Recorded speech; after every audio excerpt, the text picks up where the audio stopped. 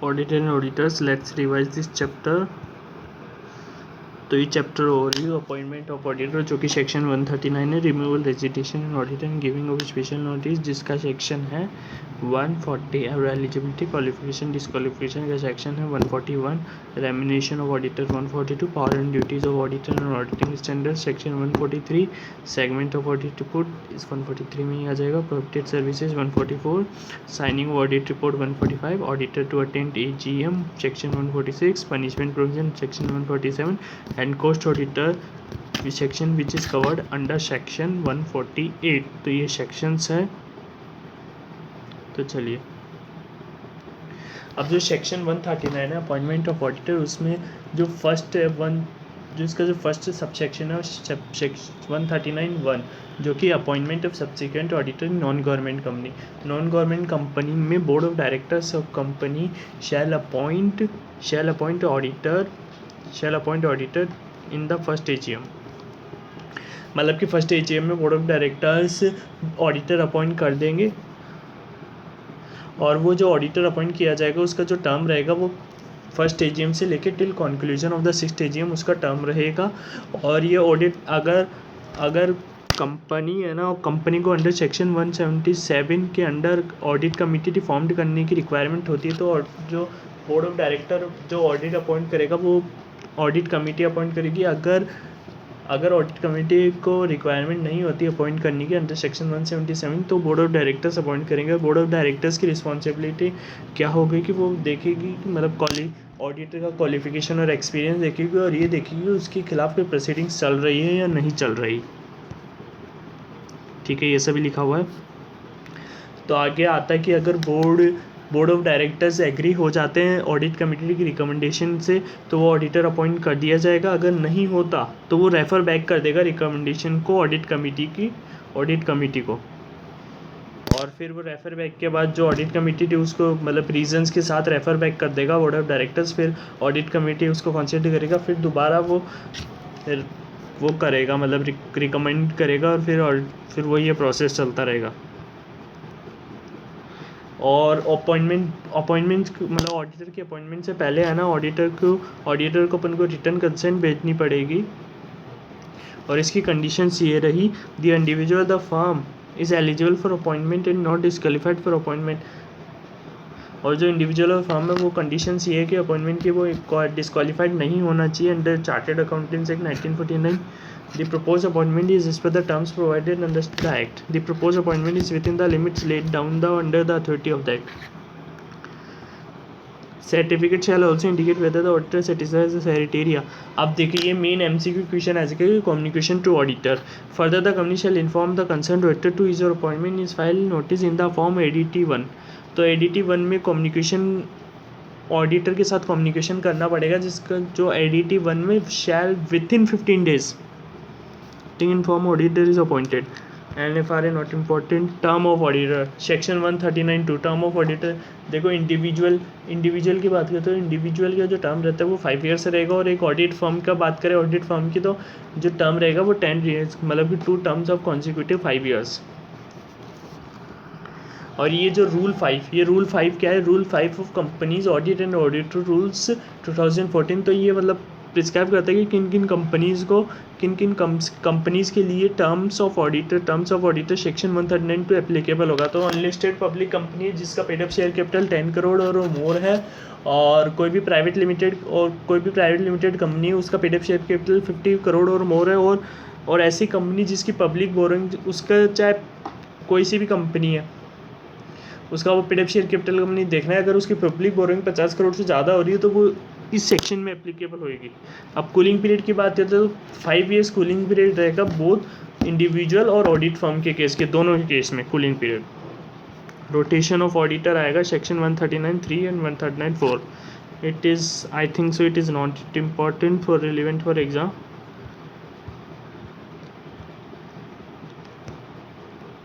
अब आते हैं first auditor in case of non government company. तो जो सबसे पहले तो board of directors within 30 days auditor appoint कर देंगे। और अगर बोर्ड ऑफ डायरेक्टर्स अपॉइंट नहीं कर पाते हैं फर्स्ट एजीएम में, तो with in 90 days members of a company that is shareholders appoint auditor in within 90 days in the extra general meeting, मतलब कि EGM। अब आगे बढ़ते हैं। फाइलिंग ऑफ कैजुअल वैकेंसी, कोई भी ऑडिटर कैजुअल वैकेंसी फाइल कर सकता है विथ इन 30 days। कई बार रेजिग्नेशन ऑफ ऑडिटर, अगर वो रेजिग्नेशन ऑडिटर रेजिग्नेशन देता है तो उससे बोर्ड ऑफ कंपनी मतलब कि सीजी से shall be campaign by the convent within इन 3 months of recommendation of the not so important, I think so. अब आते हैं गवर्नमेंट कंपनी के केस में। Appointment of subsequent auditor section 139(5), जो तो गवर्नमेंट कंपनी के केस में सीएजी अपॉइंट करेगी विद इन 180 days from the commencement of financial year of a. देखिए ये चार्ट है, duly qualified to be appointed an auditor, ठीक है। अब आते हैं फर्स्ट ऑडिटर। गवर्नमेंट कंपनी के केस में फर्स्ट ऑडिटर के लिए कुछ रूल्स है। तो फर्स्ट ऑडिटर अपॉइंट कर दिया जाएगा। फर्स्ट ऑडिटर पहले तो सीएजी अपॉइंट करेगा विद इन 60 days। अगर सीएजी अपॉइंट नहीं कर पाता तो board of directors with in 30 days।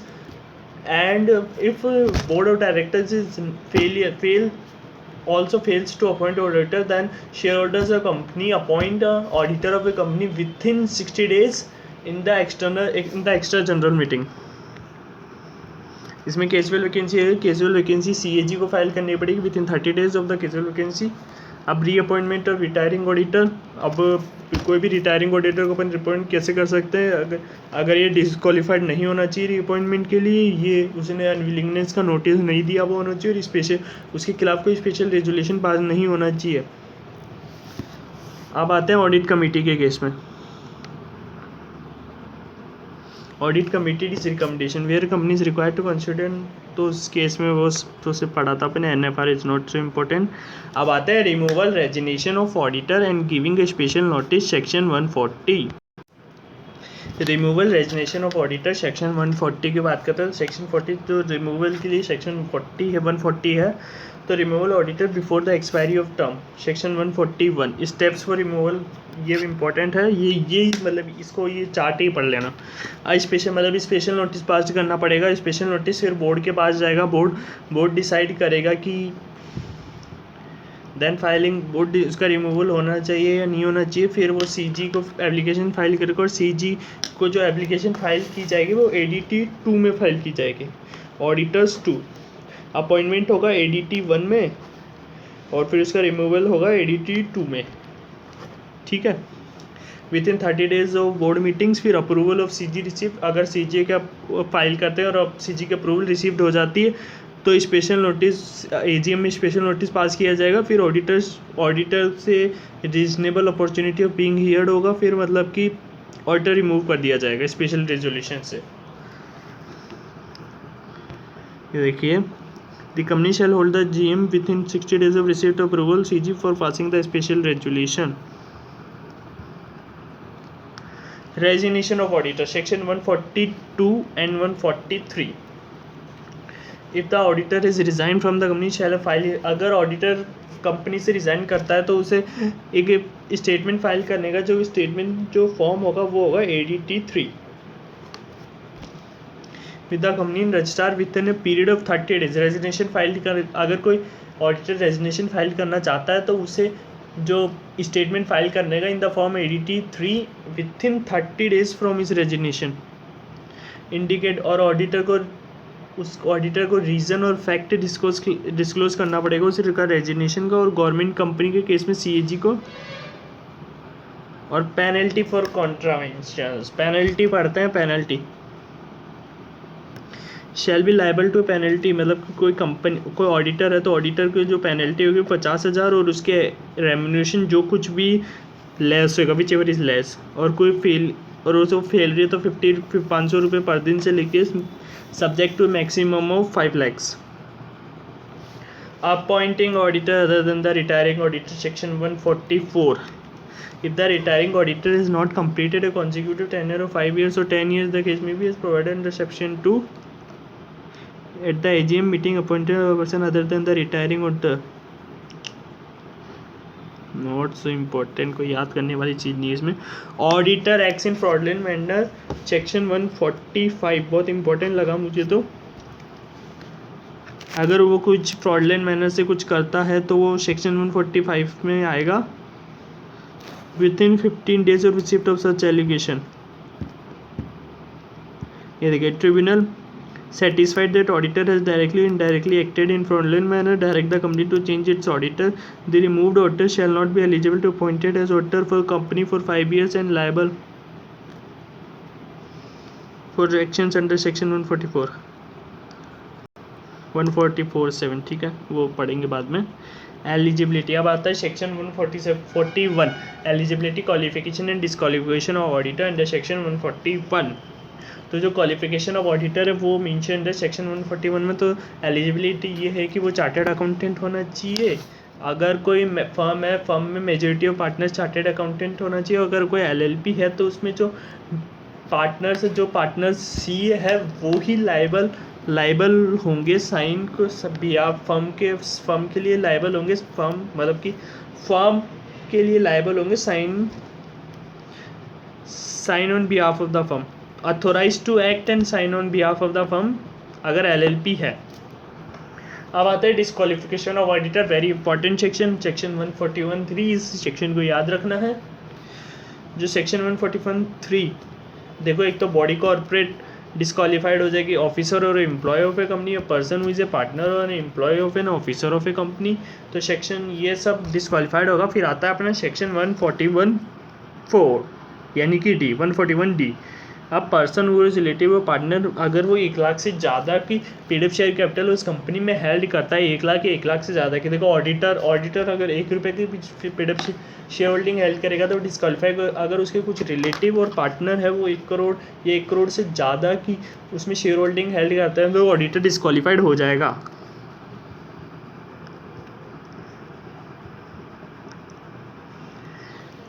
अगर उसका कोई रिलेटिव और पार्टनर है वो indebted to a company 5 lakh rupees और मोर,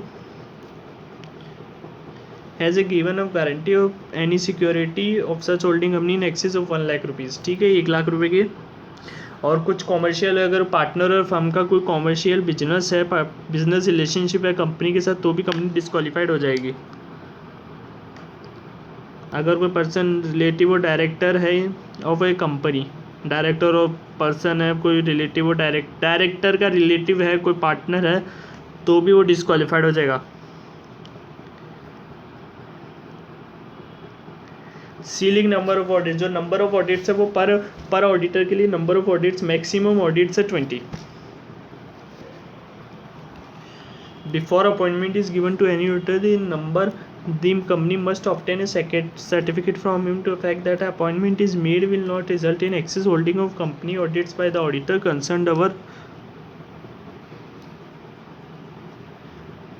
more than 20 companies other than a OPC। अगर जो 20 कंपनीज की जो सीलिंग लिमिट है वो देखो उसमें एक्सक्लूड है OPC, और जिस कंपनी का पीडीएफ शेयर कैपिटल 100 करोड़ से कम है, स्मॉल कंपनीज। देखो क्या क्या एक्सक्लूड है। देखो, सीलिंग नंबर ऑफ ऑडिट्स है 20, तो उसमें एक्सक्लूड क्या है? एक तो OPC एक्सक्लूड है, डोरमेंट कंपनी एक्सक्लूड है, स्मॉल कंपनी एक्सक्लूड है, और जो प्राइवेट कंपनी जिसका पीडीएफ शेयर कैपिटल 100 करोड़ से कम है वो कंपनी एक्सक्लूड है 20 नंबर्स ऑफ सीलिंग लिमिट्स। ठीक है, एक क्वेश्चन है, कर लेना। अगर कोई पर्सन कॉन्विक्टेड है 10 साल से 10 साल या जो कुछ भी कॉन्विक्टेड है तो वो डिस्क्वालीफाइड हो जाएगा। वैकेशन ऑफ ऑडिटर, अगर 141(3) में वो डिस्क्वालीफाइड हो जाता है तो वो उसका ऑफिस वैक्टेड हो जाएगा 141(4) में। अब बात करते हैं remuneration of auditor section 142 of company shall fixed by the company in AGM और such manner may determine.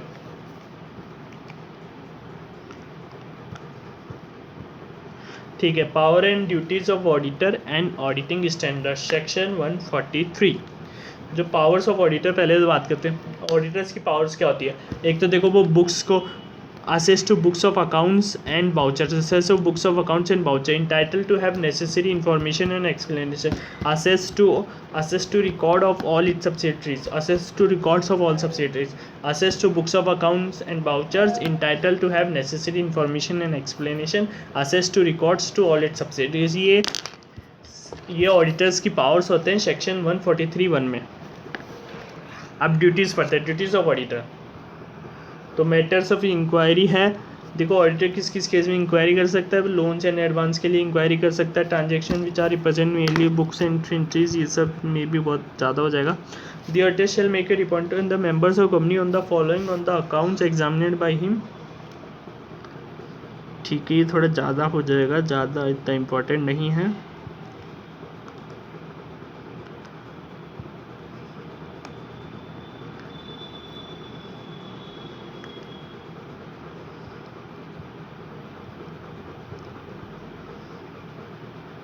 Compliance with AS section 143(9) and 143(10). Every auditor shall comply with the auditing, every auditor को auditing standard से comply करना होगा। और अगर कोई CG कोई और स्टैंडर्ड्स ऑफ ऑडिटिंग प्रिस्क्राइब करनी हो और ICAI के द्वारा भी रिकमेंड किया जाता है तो वो भी ऑडिटर को कंप्लाई करना पड़ेगा। तो कोई एडिशनल मेथड से वो भी स्पेसिफाइड कंपनीज को रिपोर्ट करना पड़ेगा सीजी को। Reporting of frauds bye auditor section 143(12) important section है। अगर देखो 1 करोड़ से ज़्यादा का है, 1 करोड़ से कम का है तो रिपोर्ट करने की ज़रूरत नहीं, 1 करोड़ से ज़्यादा का है तो रिपोर्ट सीजी को रिपोर्ट करने की ज़रूरत है within 2 days।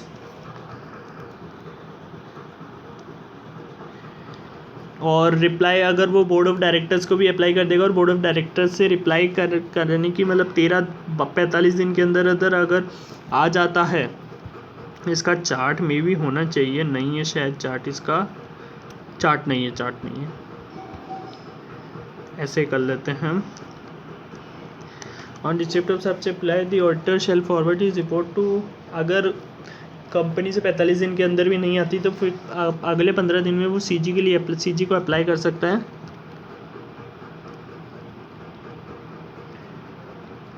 Gate and reply observation, ये देखिए लिखा हुआ ADT 4 में वो ये रिपोर्ट करेगा। एक बार अपन फॉर्म्स का भी रिवीजन कर लेगा। ADT appointment of auditor, ADT removal, ADT resignation, ADT 4 जो कि ये फ्रॉड के लिए आता है 143(12) अंडर सेक्शन 143(12। ठीक है, अगर फ्रॉड 1 करोड़ से कम का है तो क्या क्या अपन ऑडिट रिपोर्ट में क्या क्या लिखेंगे। तो nature of fraud with description, approximate amount involve और पार्टीज इन्वॉल्व। अगर 1 करोड़ से ज़्यादा का है तो nature of fraud with description, approximate amount involve और पार्टीज इन्वॉल्व और रेमेडीज एक्शन टेकन्स। ठीक है, अब देखिए जो फ्रॉड की जो सेक्शन 143 उसके पेनल्टी सेक्शंस क्या है। If an auditor cost auditor, अगर ऑडिटर और कोस्ट ऑडिटर कुछ करता है वो पेनल्टी होती है तो उस 1 लाख से लेकर 25 लाख तक उसकी पेनल्टी हो सकती है।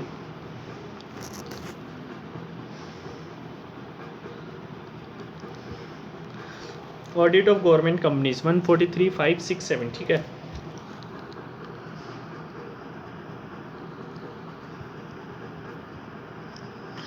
Audit of accounts of branch officer company का ऑडिटर अपॉइंट कर सकता है, not so important. Section 144 auditor not to render certain services. Auditor ये कुछ सर्विसेज है, ऑडिटर ये सर्विसेज रेंडर नहीं कर सकता, जैसे कि accounts and book keeping services, internal audit, design and implementation of any financial information system, actual services, investment banking services, investment advisory services, rendering of outsource financial services, management services और any other kind of services may be prescribed. तो क्या क्या services नहीं कर सकता, accounting and book keeping, internal audit, design and implementation of any financial information system, actual services, investment advisory services, investment banking services, rendering of outsource financial services, management services और any other kind of services may prescribed. ये देखिए chart पे है।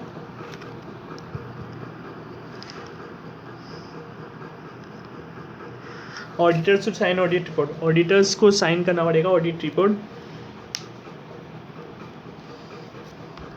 ठीक है, auditors to attend AGM, auditor को AGM attend करना होता है विद इन द, अगर वो प्रॉक्सी भी ला सकता है उसकी जगह, रिप्रेजेंटेटिव भी ला सकता है, पर रिप्रेजेंटेटिव भी एज ए क्वालिफाइड होना चाहिए ऑडिटर के लिए।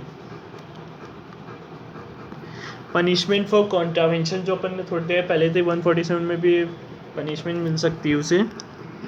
पेनल्टी फॉर ए कंपनी के लिए पेनल्टी होगी अगर 149 to 46 में कुछ भी डिफ़ॉल्ट करती है तो उसके लिए जो पेनल्टी होगी वो 25,000 से 5 लाख तक की उसकी पेनल्टी होगी। और अगर ऑफिसर्स है तो ऑफिसर्स के लिए पेनल्टी होगी, देखो 1 साल तक तो उसे इम्प्रिजमेंट हो सकती है, और उसका फाइन होगा वो 10,000 से 1 लाख तक होगा, और कुछ और दोनों भी हो सकता है। और ऑडिटर की बात करें तो ऑडिटर की पेनल्टी है 147 2 and 3 में वो होगी, तो उसकी पेनल्टी होगी 25,000 से 5 लाख जो भी कम होगा, और 25,000 से 5 लाख और 4 time the remuneration which ever is less. Wilfully करता है तो 1 साल की इम्प्रिजमेंट भी हो सकती है, और 8 times of remuneration of auditor, ये थोड़ा चेंज है। लायबिलिटी ऑफ ऑडिट फर्म, ये central government to specify audit of items of cost in respect of certain companies. Audit cost audit के बारे में है, सेम ही लग रहा है मुझे तो। ठीक है, यहाँ पे अपना चैप्टर कंप्लीट होता है, एक बार क्वेश्चंस को देख लेते हैं। ठीक है, तो पढ़ा हुआ है नए पुराने मॉड्यूल में पढ़ा हुआ है। The board of directors of a limited requested his statutory auditor to accept the assignment of designing, ये आरटीपी का क्वेश्चन है। आरटीपी में 18 मैंने पढ़ा था अभी थोड़ा टाइम पहले। ठीक है, examine whether the following persons are eligible for being appointed auditor under the provision of companies act 2013। Mister Prakash is a practicing chartered accountant, and Mr. Akash, who is a relative of Mr. Prakash, is holding securities of ABC Limited having face value of 70,000। ठीक है, तो face ये appointed होगा, ये eligible होगा, क्योंकि जो face value होनी चाहिए वो 1 लाख होनी चाहिए। इसका सेक्शन याद दिलाऊं तो इसका सेक्शन है 141(3)(d)(1।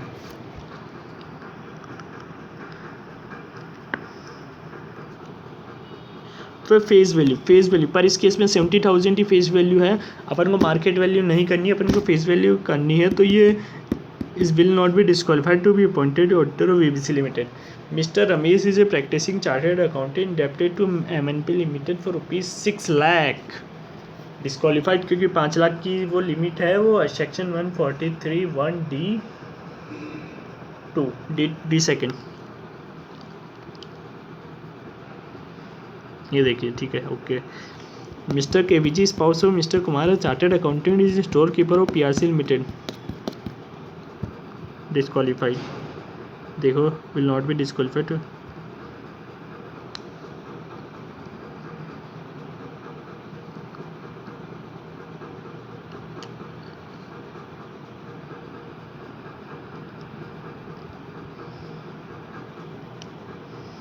Mrs. KVJ was spouse of Mr. Kumar, a chartered accountant, is the storekeeper of PRC Limited.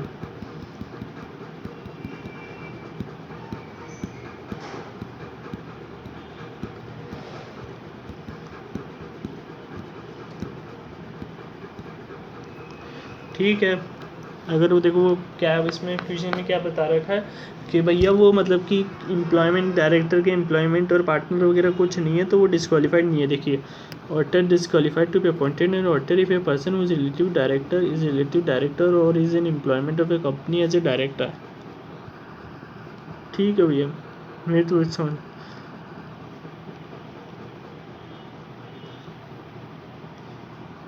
ठीक है भाई, डिस्क्वालीफाइड हो जाएगा ये, क्योंकि ऑडिटर तो 1 रुपये की भी पेनल्टी वो होल्डिंग नहीं रख सकता जिस कंपनी में वो ऑडिट कर रहा है।